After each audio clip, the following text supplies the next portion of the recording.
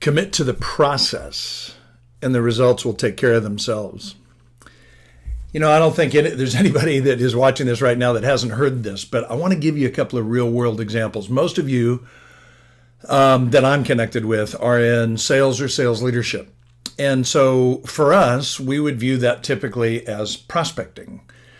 But it could also be the use of your CRM, handwritten notes, birthday calls, whatever the things are that you need to do, but there's a busyness that's in front of you that's keeping you from doing those longer term payoff activities. Here's an example in the physical world. So some of you know that I, about a little over a year ago, did a Spartan sprint with my son and a few of my clients, and it was a race that really forced me to train in the way that I hadn't trained before. And the good news is I completed it, didn't set any records, but I didn't die. It was really helpful for me because I had to commit to the process, and the results took care of themselves.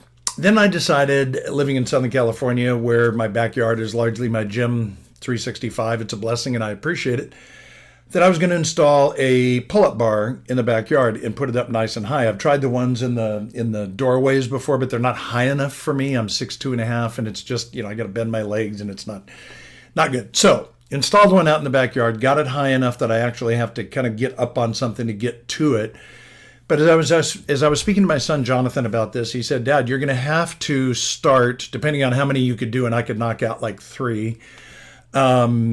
He said, you're going to have to start with negative chin-ups, meaning you start at the top of the bar, right, and then lower yourself down. There's abundant research that says you'll build the strength that you need by doing that.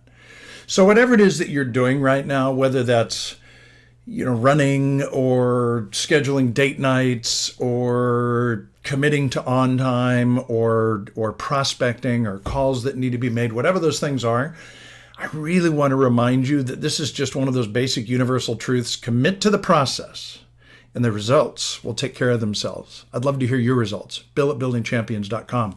Send me a message.